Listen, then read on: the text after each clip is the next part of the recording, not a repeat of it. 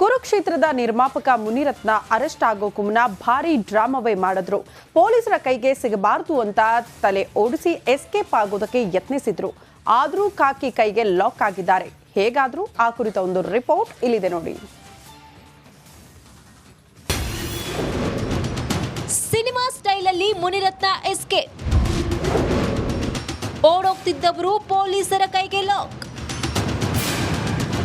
ರಾಜರಾಜೇಶ್ವರಿ ನಗರ ಕ್ಷೇತ್ರದಲ್ಲಿ ತಾವು ಆಡಿದ್ದೇ ಆಟ ತಮ್ಮದೇ ಅಡ್ಡವೆಂಬಂತೆ ನಡೆದುಕೊಳ್ತಿದ್ದ ಮುನಿರತ್ನ ದರ್ಪಕ್ಕೆ ಸದ್ಯಕ್ಕೆ ಬ್ರೇಕ್ ಬಿದ್ದಿದೆ.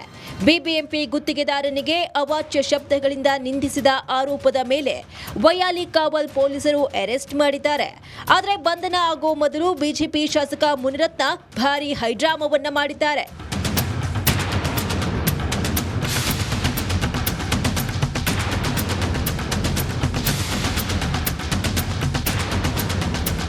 ಮುನಿರತ್ನ ವಿರುದ್ಧ ಎಫ್ಐಆರ್ ದಾಖಲಾಗ್ತಾ ಇದ್ದಂತೆ ಎಸ್ಕೇಪ್ ಆಗಲು ಯತ್ನಿಸಿದ್ರು. ಫಿಲ್ಮಿ ಸ್ಟೈಲಲ್ಲಿ ಯಾರ ಸಂಪರ್ಕಕ್ಕೂ ಸಿಗದೆ ನಾಪತ್ತೆಯಾಗಲು ಪ್ಲಾನ್ ಮಾಡಿದ್ರು. ಇದಕ್ಕಾಗಿ ತಮ್ಮ ಕಾರಲ್ಲಿ ಯಾವ ಬೆಂಬಲಿಗರಿಲ್ಲದೆ ಯಾರ ಸಹಾಯಕರಿಲ್ಲದೆ ಡ್ರೈವರ್ ಜೊತೆ ಎಸ್ಕೇಪ್ ಆಗ್ತಿದ್ರು. ತಮ್ಮ ಗುರುತು ಸಿಗಬಾರದು ಅಂತ ತಮ್ಮ ಮೊಬೈಲ್ ಬಿಟ್ಟು ಬೇಸಿಕ್ ಮೊಬೈಲ್ ಪರ್ಚೇಸ್ ಮಾಡಿ ಬೇರೆ ನಂಬರ್ ಪಡೆದಿದ್ರು. ಫೋನ್ ಲೊಕೇಶನ್ ಮೂಲಕವೇ ಶಾಸಕ ಲಾಕ್. ಹೇಗೋ ಪೊಲೀಸರ ಕೈಗೆ ಮುನಿರತ್ನ ಫೋನ್ ಲೊಕೇಶನ್ ಸಿಕ್ಕಿದ್ದು ಕೋಲಾರ ಎಸ್ಪಿ ನಿಖಿಲ್ ನೇತೃತ್ವದಲ್ಲಿ ಅರೆಸ್ಟ್ ಮಾಡಲಾಯಿತು. ಬಳಿಕ ವೈಯಾಲಿ ಕಾವಲ್ ಪೊಲೀಸರು ಬೆಂಗಳೂರಿಗೆ ಕರೆದುಕೊಂಡು ಬಂದರು. ಇನ್ನು ವೈಯಾಲಿ ಕಾವಲ್ ಠಾಣೆ ಮುಂದೆ ಮುನಿರತ್ನ ಬೆಂಬಲಿಗರು ಆಕ್ರೋಶವನ್ನ ಹೊರಹಾಕಿದ್ರು. ಮುನಿರತ್ನ ಬಂಧಿಸಿದ್ದಕ್ಕೆ ಜೈಕಾರ ಕೂಗಿ ಆಕ್ರೋಶಗೊಂಡ್ರು. MP ಎಲೆಕ್ಷನ್ ಅಲ್ಲಿ ನಮ್ಮ MP ಅವ್ರು ಗೆದ್ದಿದ್ರಿಂದ ಈ ರೀತಿ ಮಾಡಿಸ್ತಾ ಇದ್ದಾರೆ. ಅದಲ್ಲದೆ ವೇಲು ನಾಯಕರು ಇವ್ರ ಜೊತೆ ಇದ್ದರು. 15 ವರ್ಷ 20 ವರ್ಷಗಳ ಕಾಲ ನಮ್ಮ ಮುನಿರತ್ನ ಸರ್ ಜೊತೆಲಿದ್ದವರು. ಅವಾಗ ಇವರು ಬೇರೆ ಜಾತಿ ಆಗಿರ್ಲಿಲ್ವಾ?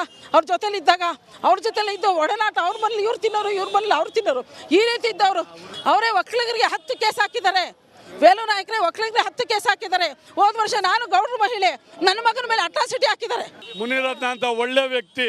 ಒಂದು ಹೇಳ್ತೀನಿ ಕೇಳ್ರಿ, 4 ಸಾರಿ ಕ್ಷೇತ್ರ ಜನತೆ ಗೆಲ್ಲಿಸ್ತಾರೆ ಅಂದ್ರೆ ಜನತೆ ಏನು ಮೂರ್ಖರ? 4 ಸಾರಿ MLA ಮಾಡ್ತಾರೆ, 1 ಸಾರಿ ಇವನ್ನ ಗುರುತಿಸಿ ರಾಜ್ಯದ ಮಂತ್ರಿ ಆಗ್ತಾರೆ. ಹಾಗಾಗಿ ಮುನಿರತ್ನ ಅವರು ಯಾವುದೇ ಕಾರಣಕ್ಕೂ SC ST ಜನಾಂಗ ಅಂತ ಆಗಲಿ ಇನ್ನೊಂದು ಪ್ರಭಾವಿ ಜನಾಂಗ ಆಗಲಿ ಯಾರನ್ನ ಉದ್ದೇಶ ಮಾಡಿ ಮಾತಾಡಲ್ಲ. ಭಾರೀ ಹೈಡ್ರಾಮಾ ಬಳಿಕ ಮುನಿರತ್ನ ಕೊನೆಗೂ ಪೊಲೀಸರ ಕೈಗೆ ಸಿಕ್ಕಿ ಬಿದ್ದಿದ್ದಾರೆ. ಆದರೆ ಇದಕ್ಕೆ ಬಿಜೆಪಿ ಹೇಗೆ ರಿಯಾಕ್ಟ್ ಮಾಡುತ್ತೆ ನೋಡಬೇಕು. Bureau report, Republic Kannada.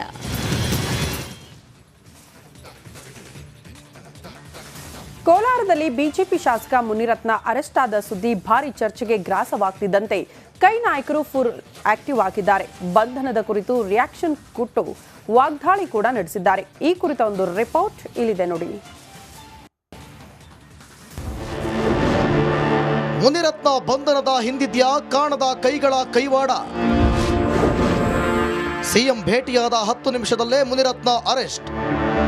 BJP ಶಾಸಕ ಮುನಿರತ್ನ ಜಾತಿ ನಿಂದನೆ ಮಾಡಿದ್ದಾರೆ, ಕೊಲೆ ಆರೋಪ ಕೂಡ ಮಾಡಿದ್ದಾರೆ, ಅವಾಚ್ಯ ಶಬ್ದಗಳಿಂದ ನಿಂದಿಸಿದ್ದಾರೆ ಅಂತ ಗುತ್ತಿಗೆದಾರ ದೂರು ನೀಡಿದ್ರು.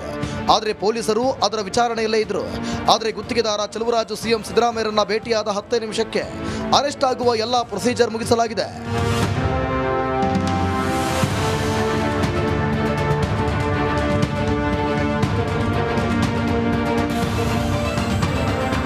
ಹೌದು, ಗುತ್ತಿಗೆದಾರ ಚೆಲುವರಾಜು ಸಿಎಂ ಭೇಟಿಯಾಗಿ ದೂರು ನೀಡಿದ್ದು, ನ್ಯಾಯದ ಪರ ನಿಲ್ಲು, ನಿಮ್ಮ ರಕ್ಷಣೆಗೆ ನಾವಿದ್ದೇವೆ ಅಂತ ಧೈರ್ಯ ಕೊಟ್ಟರು ಎಂದು ದೂರುದಾರ ಹೇಳಿದ್ದಾರೆ. ಅಲ್ಲದೆ ಮುನಿರತ್ನ ಅರೆಸ್ಟ್ ಬಗ್ಗೆ ಮಾತನಾಡಿ ಇದು ಅವರಿಗೆ ಜೀವನದ ಪಾಠವಾಗಲಿ ಎಂದಿದ್ದಾರೆ. ಮುಖ್ಯಮಂತ್ರಿಗಳ ಭೇಟಿಯಾದ 10 ನಿಮಿಷಕ್ಕೆ ಮುನಿರತ್ನ ಅವರು ಬಂಧನ ಆಗಿದ್ದಾರೆ ಅಂತ ಸುದ್ದಿ ನನಗೆ ಬಂತು ಸರ್. ನನಗೆ ತುಂಬಾ ಸಂತೋಷ ಆಗ್ತಾ ಇದೆ ಸರ್. ನಾನು ಇದ್ದೀನಿ, ನಿನಗೆ ರಕ್ಷಣೆ ಕೊಡ್ತದೆ ನಮ್ಮ ಸರ್ಕಾರ, ನೀನು ಧೈರ್ಯವಾಗಿರು, ಇವನ ವಿರುದ್ಧ ನೀನು ಹೋರಾಡು ಅಂತಾನೆ ಹೇಳಿದ್ರು. ನ್ಯಾಯ ರೀತಿನಲ್ಲಿ ಓಡಾಡು ಅಂತಾನೆ ಹೇಳಿದ್ದಾರೆ ಸರ್. ಇರ್ಲಿಲ್ಲ ಸರ್, ಇರ್ಲಿಲ್ಲ. ಈ ಪ್ರಭಾವಿ ವ್ಯಕ್ತಿ ದುಡ್ಡು ಕೊಟ್ಟು ಎಲ್ರನ್ನು ಕೊಂಡ್ಕೊತಾರೆ ಅಂತ ಇದ್ರು ಸರ್. ನಮ್ಮ ನ್ಯಾಯ ದೇವತೆ, ನಿಮ್ಮ ಮಾಧ್ಯಮದ ಮಿತ್ರರಿಂದ ನೀವೆಲ್ಲ ತೋರ್ಸಿದ್ಕೆ ಇವತ್ತು ಅವ್ರ ಬಂಧನ ಆಗಿದೆ ಸರ್. ಇದು ಅವರಿಗೆ ಜೀವನದ ಒಂದು ಪಾಠ ಸರ್. ಜವಾಬ್ದಾರಿಯುತ ಸ್ಥಾನದಲ್ಲಿದ್ದುಕೊಂಡು ಮಹಿಳೆಯರಿಗೆ ಹಾಗೂ ಜಾತಿ ನಿಂದನೆ ಮಾಡಿರೋದು ಖಂಡನೀಯ. ಈ ಸಂಬಂಧ ಅವರ ವಿರುದ್ಧ ಸೂಕ್ತ ಕ್ರಮ ಕೈಗೊಳ್ಳಬೇಕಿದೆ ಅಂತ ಮಾಜಿ ಸಂಸದ DK ಸುರೇಶ್ ಗುಡುಗಿದ್ರು.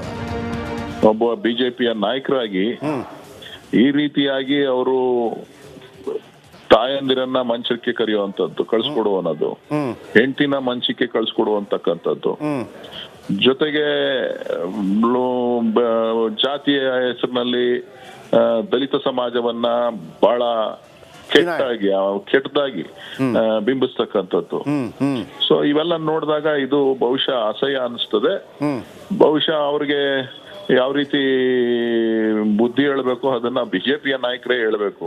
ಬಿಜೆಪಿಯ ನಾಯಕರು ಮತ್ತು ಅವರ ಒಡನಾಡಿಗಳು, ಈಗಿನ ಒಡನಾಡಿಗಳು ಬಹಳಷ್ಟು ಜನ ಇದ್ದಾರೆ. ಕೇಂದ್ರದಲ್ಲಿ ಮಂತ್ರಿ ಆಗಿರೋರು, ರಾಜ್ಯದಲ್ಲಿ ವಿರೋಧ ಪಕ್ಷದಲ್ಲಿರೋರು, ಬಿಜೆಪಿ ಅವರೆಲ್ಲರೂ ಕೂಡ ಇದ್ದಾರೆ. ಸೊ ಅವರೆಲ್ಲರೂ ಕೂಡ ಅವರ ಯಾವ ರೀತಿಯಾದಂತ ಪದ ಬಳಕೆಯನ್ನ ಮಾಡಿದ್ದಾರೆ, ಅದು ಸರಿನಾ? ಒಂದು ಜಾತಿ ಹೆಸರಿನಲ್ಲಿ ಜೊತೆಗೆ ಬೆದಕೆ ಏನು ಹಾಕಿದ್ದಾರೆ, ಹೆಣ್ಣು ಮಕ್ಕಳ ಬಗ್ಗೆ ಏನು ಕೀಳಾಗಿ ವರ್ತಿಸಿದ್ದಾರೆ, ಇದೆಲ್ಲನೂ ಕೂಡ ಚರ್ಚೆ ಮಾಡಬೇಕು. ಸೊ ಇದಕ್ಕೆ ಕಾನೂನು ಕ್ರಮ ತಗೋಬೇಕು ಅನ್ನೋದು ನನ್ನ ಒತ್ತಾಯ. ರಾಜರಾಜೇಶ್ವರಿ ನಗರದಲ್ಲಿ ಗುತ್ತಿಗೆದಾರರಿಗೆ ಮುನಿರತ್ನ ಹೆದರಿಸ್ತಿದ್ರು. ಅಷ್ಟೇ ಅಲ್ಲ, ಕ್ಷೇತ್ರದಲ್ಲಿ ಭಯದ ವಾತಾವರಣ ಸೃಷ್ಟಿಸಿದ್ರು. ಅವರಿಗೆ ಹೆದರಿಕೊಂಡೇ ಯಾರು ಅದರ ಬಗ್ಗೆ ಬಾಯಿ ಬಿಡ್ತಿರ್ಲಿಲ್ಲ ಅಂತ ಕಾಂಗ್ರೆಸ್ ನಾಯಕಿ ಕುಸುಮ ವಾಗ್ದಾಳಿ ನಡೆಸಿದ್ದಾರೆ. ನನಗೆ ಬಹಳಷ್ಟು ಜನ ಬಂದು ಹೇಳೋರು, ಬಹಳ ಅವಾಚ್ಯವಾಗಿ ಪದಗಳನ್ನ ಉಪಯೋಗಿಸ್ತಾರೆ, ಅಧಿಕಾರಿಗಳಿಗೆ ಕೆಟ್ಟದಾಗಿ ಮಾತಾಡ್ತಾರೆ. ಹಾಗೆ ಜನಗಳು ಯಾರಾದ್ರೂ ಈ ಗುತ್ತಿಗೆದಾರರು ಇರ್ಬೋದು ಅಥವಾ ಜನಗಳಿಗೆ ಹೋಗಿ ಏನಾದ್ರು ಇದೆ ಕಷ್ಟ ಅಂತ ಕೇಳಿದಾಗ್ಲೂ ಕೂಡ ಅಸಭ್ಯವಾಗಿ ವರ್ತನೆಯನ್ನ ಮಾಡ್ತಾರೆ ಅಂತ ಹೇಳಿ ಬಹಳಷ್ಟು ಜನ ಬಂದು ನಮ್ಗೆ ಹೇಳೋರು. ಆದ್ರೆ ಒಂದೇ ಒಂದು ಅಂತಂದ್ರೆ ಯಾರ ಹತ್ರನೂ ಯಾರಿಗೂ ಹೆದರ್ಸೋ ಅಂತ ಶಕ್ತಿ ಇರ್ತಿರ್ಲಿಲ್ಲ. ಎಲ್ಲ ಬಹಳ ಭಯ ಹೆದರ್ಕೊಂಡಿರೋ ಅಂತದ್ದು. ಇಡೀ ರಾಜರಾಜೇಶ್ವರಿ ನಗರ ಕ್ಷೇತ್ರದಲ್ಲಿ ನೀವು ಯಾರನ್ನೇ ಹೋಗಿ ಕೇಳಿದ್ರು ಕೂಡ ಒಂದು ಭಯದ ವಾತಾವರಣ ಇರ್ತಿತ್ತು. ಯಾಕಂದ್ರೆ ಅವ್ರು ಸಖತ್ತು ತುಂಬಾ ಹೆದರ್ಸೋದು, ಬೆದರ್ಸೋಂಥದ್ದು, ಮಾಡುವಂಥದ್ದು ಅವರ ಪ್ರವೃತ್ತಿ. ಬಹುಶಃ ಅವ್ರ ಹಿನ್ನೆಲೆ ಹಂಗಿರೋದ್ರಿಂದ ಅದನ್ನ ಮಾಡ್ಕೊಂಡು ಬರ್ತಿದ್ರು ಅನ್ಸತ್ತೆ. ಎಲುಬಿಲ್ಲದ ನಾಲಿಗೆ ಎಂದುಕೊಂಡು ಆಡಬಾರದ ಮಾತುಗಳನ್ನಾಡಿದ್ದಾರೆ ಏನೋ ಗೊತ್ತಿಲ್ಲ. ಆದ್ರೆ ಅವರದ್ದೇ ಎನ್ನಲಾದ ಆಡಿಯೋದಲ್ಲಿ ಈ ರೀತಿಯ ಹೇಳಿಕೆ ಕೇಳಿ ಜನಾಕ್ರೋಶದ ಜೊತೆ ಕಾಂಗ್ರೆಸ್ ನಾಯಕರ ಆಕ್ರೋಶವೂ ಹೆಚ್ಚಾಗಿದೆ. Bureau report, Republic Kannada.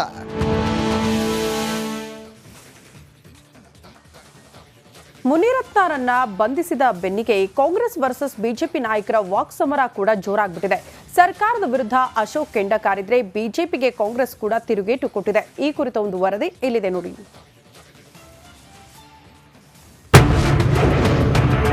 Munirathna ಬಂಧನ ಬೆನ್ನಲ್ಲೇ ಕೈ ವರ್ಸಸ್ ಬಿಜೆಪಿ ವಾರ್.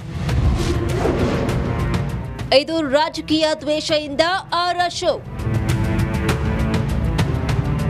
ಜಾತಿ ನಿಂದನೆ ಕೇಸ್ನಲ್ಲಿ ಮುನಿರತ್ನ ಅರೆಸ್ಟ್ ಆಗಿರುವುದಕ್ಕೆ ಕಾಂಗ್ರೆಸ್ ನಾಯಕರು ವಾಗ್ದಾಳಿಯನ್ನ ಮುಂದುವರೆಸಿದ್ದಾರೆ. ಮುನಿರತ್ನ ವಿರುದ್ಧ ಸೌಮ್ಯ ರೆಡ್ಡಿ ಗುಡುಗಿದ್ರೆ ಇದು ದ್ವೇಷದ ರಾಜಕಾರಣ ಅಂತ ಅಶೋಕ್ ವಾಗ್ದಾಳಿ ನಡೆಸಿದ್ದಾರೆ. ಅವರ ಹೇಳಿಕೆಯನ್ನ ಖಂಡಿಸುತ್ತೇವೆ. ಶಾಸಕರಾಗಿರಲಿ, ಗ್ರಾಮ ಪಂಚಾಯತ್ ಒಬ್ಬ ಸದಸ್ಯರಾಗಿರಲಿ, ಒಬ್ಬ ಜನಪ್ರತಿನಿಧಿ ಈ ರೀತಿ ಮಾತಾಡೋದು ಸರಿ ಇಲ್ಲ.